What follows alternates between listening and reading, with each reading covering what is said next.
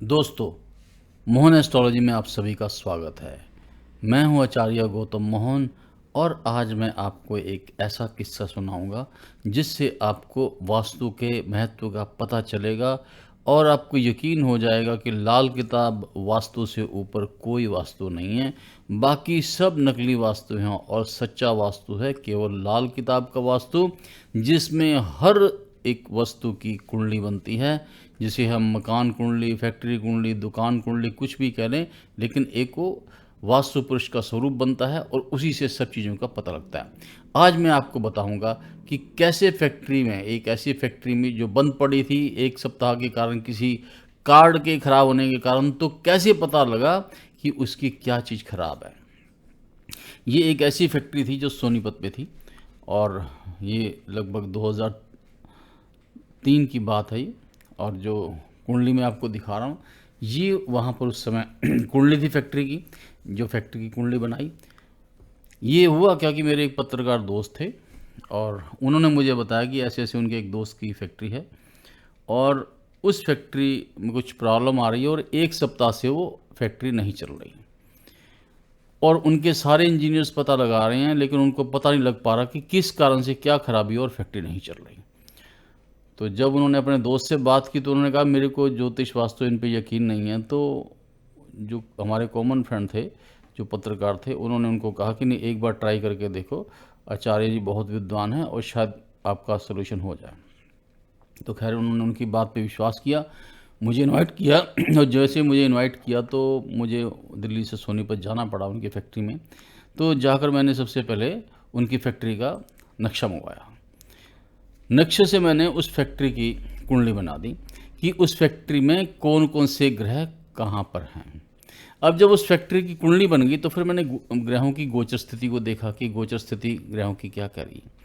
तो जो गोचर स्थिति में और जो उनका जो फैक्ट्री की कुंडली बनी उसमें मंगल को मैंने देखा कि गोचर के अंदर मंगल टकरा रहा है यहाँ पर, यानी कि मंगल एक्टिव है इस समय और मंगल के कारण और राहु के कारण यहाँ पर प्रॉब्लम आ रही है, क्योंकि मंगल और राहु आमने सामने हैं। मंगल यहाँ पर मंदा है, मंगल यहाँ पर खराब है, जिस कारण से इलेक्ट्रॉनिक पार्ट में कहीं ना कहीं खराबी आएगी। और खराबी कहाँ पर आएगी ये भी मुझे पता लग गया, अब उसके बारे में मैं अभी आपको बताऊंगा। तो अब मैंने उनको नक्शा जो मैंने देखा तो मैंने उनको कहा कि देखो, ये एक पर्टिकुलर पॉइंट है, मुझे फैक्ट्री के इस पॉइंट के ऊपर लेकर चलो। जो मंगल जहाँ जिस पॉइंट पर रखा हुआ था उनकी जो फैक्ट्री कुंडली में, मैंने तो उनको तो नहीं बताया कि यहाँ क्या मैं अंदर देख रहा हूँ, लेकिन उनको वो पॉइंट बता दिया कि इस स्थान पर लेके चलो। वो मुझे उस स्थान पर ले गए तो कहने लगे मेरे सारे इंजीनियर्स यहीं खड़े हैं, यहीं कोई ना कोई प्रॉब्लम है। लेकिन मैंने अभी उनको कोई जिक्र नहीं किया कि प्रॉब्लम कहाँ पर है।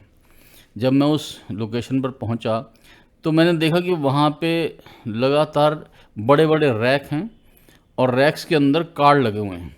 तो मैंने वहाँ से गिनती शुरू की और जो 8 नंबर रैक था, 8 नंबर मैंने क्यों कहा कि मंगल जो था 8 नंबर राशि में था और मंगल ही खराब था और राहु जो था वहाँ से वो उसको 7वीं दृष्टि से देख रहा था। तो राहु क्योंकि इलेक्ट्रॉनिक पार्ट है और मंगल जो है वो कार्ड है, और उस हिसाब से मैंने गणना करके और वहाँ पर जाकर उनको जो 8 नंबर रैक उनका खड़ा था, मैंने उनको जाके कहा कि इस 8 नंबर रैक में आपका जो कार्ड है वो ख़राब है, जिस कारण से आपकी फैक्ट्री नहीं चल रही। तो उन्होंने कहा कि हमने सभी कार्ड निकाल के देख लिए हैं, सभी कार्ड, लेकिन इस रैक को हमने नहीं छेड़ा क्योंकि ये वारंटी में है और ये मशीन इटली की है और ये वारंटी में होने के कारण हम इसे नहीं खोल पाए। तो मैंने कहा अभी आप कंपनी में फ़ोन करो, उनसे पूछो कि प्रॉब्लम ये आ रही है और किस कारण से आ रही है। तो उन्होंने उसी समय वहाँ फैक्ट्री में इटली में फ़ोन किया और उनको बताया कि ये प्रॉब्लम आ रही है। तो उन्होंने वहीं कंफर्म कर दिया कि ये इस कार्ड के कारण प्रॉब्लम है और ये क्योंकि आपका वारंटी में है तो हम ये कार्ड लेकर आ रहे हैं आपके पास। तो वो तीसरे दिन वो कार्ड आया और तब वो कार्ड रिप्लेस हुआ और वो फैक्ट्री चल गई। और वहाँ से वो ये जो जिन सज्जन की ये फैक्ट्री थी, ये सज्जन जो वैसे पहले वास्तु में विश्वास नहीं करते थे, तो उसके बाद इन्होंने मेरे टीवी प्रोग्राम्स के लिए 2003 में मेरे को सपोर्ट किया कि नहीं, आप जैसा विद्वान टीवी चैनल्स में आना चाहिए, क्योंकि ये विदा किसी के पास नहीं। और मैं खुद नहीं मान सकता था कि एक जो एक कुंडली के द्वारा, एक जो आपने फैक्ट्री की कुंडली बना के और गोचर में जाके ये बता दिया कि इस समय ये प्रॉब्लम यहाँ पे होगी, तो ये संभव नहीं था। तो जब उनका इतना विश्वास बढ़ा तो फिर उसके बाद उनकी दूसरी फैक्ट्री लगी। सोनीपत के बाद उनका फिर एक पहले प्लांट हिमाचल में था, हिमाचल से फिर उन्होंने 1500 करोड़ का प्लांट लगाया वो रुड़की में, फिर 3000 करोड़ का प्लांट उन्होंने लगाया वहाँ। इस समय लग रहा उनका प्लांट वहाँ बेंगलोर और ये जो महाराष्ट्र और कर्नाटक के बॉर्डर पे। तो मेरा कहने का तात्पर्य क्या है कि जो मकान, दुकान, फ्लैट, फैक्ट्री, हॉस्पिटल, स्कूल, मंदिर, क्लब, सभी की एक कुंडली बनती है, वास्तु कुंडली बनती है। और उस वास्तु कुंडली से जो भी दोष होगा, जो भी समस्या आएंगी, वो तब आएंगी जब गोचर में वो वास्तु कुंडली के ग्रह एक्टिव नजर आएंगे वहाँ पे। तब तक उसमें वो प्रॉब्लम नहीं आएगी। उसी तरह जो मनुष्य का शरीर है, वो एक व्यक्ति है, वो तंबाकू खा रहा है तो उसे तुरंत तो कैंसर होगा नहीं, लेकिन वो जो तंबाकू है उसकी बॉडी में स्टोर होता रहेगा। और जब वो तंबाकू का ग्रह उसकी कुंडली में एक्टिव होकर आमने सामने दृष्टि में आ जाएगा, यानी कि फायरिंग रेंज में आएगा, तब डिटेक्ट होगा कि अब इस व्यक्ति को कैंसर हो गया। क्योंकि तब तक तो वो बोलेगा कि मैं इतने सालों से खा रहा हूँ, मुझे कुछ नहीं हुआ। लेकिन जैसे ही वो फायरिंग रेंज में उसके वो ग्रह आ गए जो उस जहाँ पे अटैक उसको करना है, क्योंकि जो तंबाकू है ये राहु का आइटम है। और जब शनि, राहु, ये जो पापी ग्रह हैं, जब उसके उस बॉडी पार्ट में जिससे वो संबंधित है वहाँ पर जाकर दोनों इकट्ठे होकर अपना फोर्स नहीं देंगे, तब तक उसका कैंसर डिटेक्ट नहीं होगा। वही चीज़ यहाँ पे वास्तु पुरुष की है। जब तक गोचर के ग्रहों के हिसाब से वहाँ पर वो पावर नहीं आती, तब तक वहाँ पे उस बिल्डिंग में, उस कोई भी जो चीज़ है, मकान है, दुकान है, कुछ भी है, वहाँ वो प्रॉब्लम नहीं आएगी। भवन वास्तु कुंडली से ही पता चलेगा कि दोष कहाँ पर है और उससे क्या, यानी कि किस तरह की और कहाँ पर खराबी हुई है। तो जब तक हमारे पास ये सब सिस्टम नहीं होगा, यानी कि मकान कुंडली नहीं होगी, वास्तु कुंडली नहीं होगी, वास्तु पुरुष की कुंडली नहीं होगी, तब तक आपको उसकी खराबी का पता नहीं चलेगा। वास्तु कुंडली और गोचर ग्रहों से पता चल जाता है कि खराबी कहाँ पर है। तो मैंने जैसे आपको बताया कि जब तक फायरिंग रेंज में वो ऑब्जेक्ट नहीं आएगा, तब तक वो दोष नहीं आएगा। और जब वो फायरिंग रेंज में आ जाएगा तो वो प्रकट हो जाएगा और फिर पता लग जाएगा कि किस ग्रह के कारण ये हो रहा है। अब वास्तु दोष और ग्रह दोष दोनों इकट्ठे होंगे तो ही किसी ग्रह का फल मिल सकता है। अब एक और कंडीशन में क्या आपसे कह रहा हूँ, व्यक्ति की कुंडली है और उस कुंडली के मुताबिक उसका शनि ऐसे स्थिति में बैठा है कि उसको फैक्ट्री लगानी है। अब उसने फैक्ट्री लगा ली। अब फैक्ट्री जब लगाई तो उसका एक कुंडली बनी, मकान कुंडली या फैक्ट्री कुंडली कह लो, वास्तु पुरुष की कुंडली बनी। अब उसका शनि भी ऐसी जगह पर होगा जो उसकी जन्म कुंडली में है। अब वो जो प्रॉब्लम आएगी वो तभी आएगी जब जन्म कुंडली के ग्रह, वर्षफल के ग्रह और वास्तु पुरुष की कुंडली के ग्रह ये आपस में एक हो जाएंगे। अर्थात यदि वास्तु के अंदर वो ग्रह नहीं एक हो रहा, कुंडली में हो रहा, तो भी फल नहीं मिलेगा। और यदि कुंडली में हो रहा है और वास्तु में नहीं हो रहा तो भी फल नहीं मिलेगा। फल तभी मिलेगा जब वस्तु के मकान के अंदर भी वो दोष हो, उसकी कुंडली के अंदर भी वो दोष हो और वो गोचर में वो ग्रह वहाँ पर आ जाए। उसी तरह जो फैक्ट्री है, यदि कोई प्रॉब्लम आ रही है तो फैक्ट्री में भी और जो व्यक्ति की कुंडली में भी वो ग्रह वही स्थिति में होना चाहिए।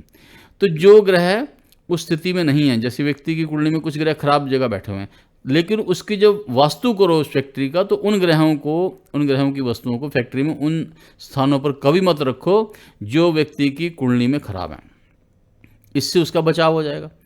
लेकिन यदि वास्तु करते समय हमने जो कुंडली के अंदर खराब गया व्यक्ति के और वो जो व्यक्ति फैक्ट्री लगा रहा है वहीं उसके वास्तु पुरुष की कुंडली या फैक्ट्री की कुंडली में भी वही ग्रह रख दिए, तो उस व्यक्ति को बार बार प्रॉब्लम आएगी और उसका बार बार नुकसान होगा। तो दोस्तों बहुत कुछ है बताने को तो, लेकिन अभी मैं जो ज्ञान की बातें आपके साथ इन दिनों शेयर कर रहा हूँ ये बहुत ही महत्वपूर्ण है आप लोगों के लिए, क्योंकि इससे आपको कारण और निवारण पता लगेगा कि किस चीज़ का क्या तो कारण है और उसका निवारण कैसे संभव है। बस इतना जरूर कहूँगा कि वास्तु करो तो लाल किताब वाला, नकली वास्तु से दूर हो जाओ। जो झोला छाप आजकल जितने भी ये एस्ट्रोलॉजर, जो वास्तुशास्त्री और जो भी ड्रामाबाज यूट्यूब पे आ रहे हैं, फेसबुक पे आ रहे हैं, या ऐसे ऐसे प्रोडिक्टर आ रहे हैं, ऐसे ऐसे भविष्यवाणियाँ करने आ रहे हैं।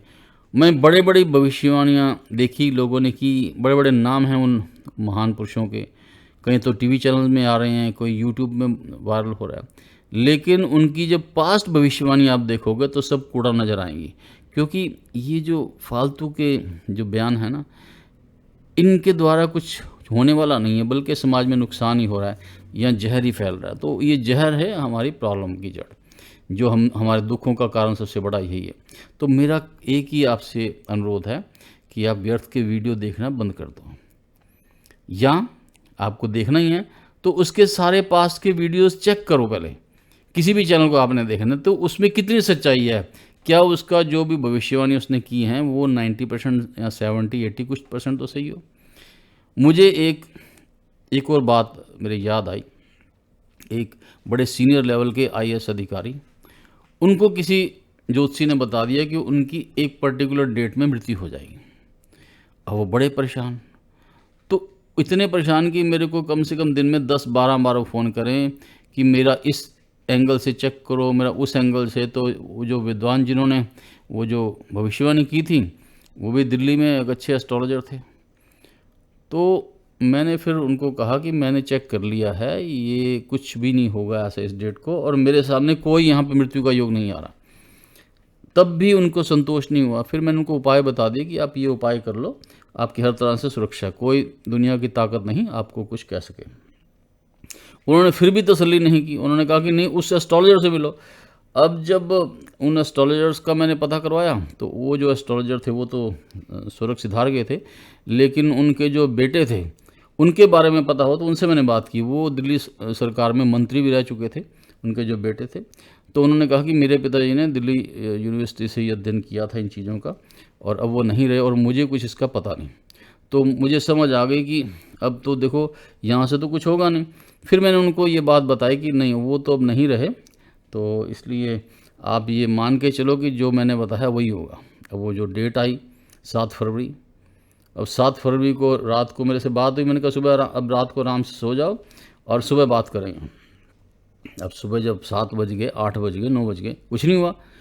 एक दिन निकल गया, 2 दिन, तो मैंने कहा कुछ हुआ? कहते नहीं। तो मैंने कहा इसलिए ये ध्यान रखो कि यदि कोई एस्ट्रोलॉजर प्रेडिक्शन करता है तो उसकी पहले 100% जांच करो, उसका तरीका देखो। तो जब उन्होंने जो उन एस्ट्रोलॉजर ने जो लिखा हुआ था, मैंने टोटल प्रेडिक्शन उनकी फिर टैली की, और जो गलत थी उनकी कुंडली की जो बनाई गई तो उसमें 70% ठीक थी और 30% रॉन्ग थी। तो मैंने कहा जिसमें 30% का जो रॉन्ग आ रहा है, इसमें आपका ध्यान उस तरफ नहीं गया, आपका ध्यान इस तरफ गया कि ये 70% प्रेडिक्शंस ट्रू हो गई, और वो जनरल प्रेडिक्शंस थी। तो मैंने कहा कि नहीं, प्रेडिक्शन ऐसे नहीं होती। प्रेडिक्शन होती है बिल्कुल टू द पॉइंट। हमारे सॉफ्टवेयर के अंदर एक विशेषता है, लड़का लड़की कब पैदा होगा। तो जो लोग आते हैं हमारे पास ये पता लगाने के लिए कि जी लड़का हम कब करें, या हमें लड़की चाहिए तो लड़की कब पैदा करें, जब उनका योग 100% मेरे पास आ रहा होगा, मैं वो समय उनको बता देता हूँ कि इस समय में आप ये कार्य जब करोगे तो आपका लड़का होगा, इस समय में करोगे तो 100% लड़की होगी। जो मिक्स योग हैं कि जिसमें मिक्स योग आगे कि लड़का भी आ सकता है लड़की भी आ सकती है, तो वो योग फिर मैं रिकमेंड नहीं करता। तो मैं केवल वही योग रिकमेंड करता हूँ जिसमें 100% लड़के के या 100% लड़की के चांस हो। जैसी आपकी इच्छा है वैसे आप ले लो। कई चाहते हैं कि हमारा एक लड़का हो जाए एक लड़की हो जाए। यदि पहले लड़का हो गया तो वो कहेंगे जी हमें एक लड़की दे दो, और जब वो पहले लड़की है तो कहें जी एक लड़का चाहिए। लेकिन फिर भी मैं मेडिकली भी उनको सुझाव देता हूँ, क्योंकि ब्लड ग्रुप भी बहुत इंपॉर्टेंस रखता है लड़का लड़की में, और ये चीज़ मेडिकल साइंस भी कुछ हद तक इसे अप्रूव करती है। तो मेरा कहने का जो यही है विचार कि आप लोग जो भी कार्य करें साइंटिफिक वे में करें। साइंटिफिक वे में करेंगे तो तभी आपको फ़ायदा होगा। और यदि आप झोला छाप या ऐसे बाबाओं के पास जाएंगे कि जिनको पेट दर्द हो, खुद तो डॉक्टर के पास जाएं और आपको वो झाड़ा दे के ठीक कर दें, तो ये गलत है। ऐसे लोगों से आपको हमेशा बचना होगा। तो दोस्तों, यदि मेरा ये वीडियो पसंद आया हो तो इसे अवश्य लाइक और शेयर करना। और यदि आपने अभी तक सब्सक्राइब नहीं किया तो सब्सक्राइब भी कर लेना। हो सकता है मेरी कही हुई कोई बात आपके कभी जीवन में काम आए और आपको उससे बहुत अधिक फ़ायदा हो। तो दोस्तों, इसी के साथ देता हूँ अपनी वाणी को विराम। फिर मिलेंगे एक और ज्ञानवर्धक वीडियो के साथ। मेरा आप सभी को नमस्कार, धन्यवाद।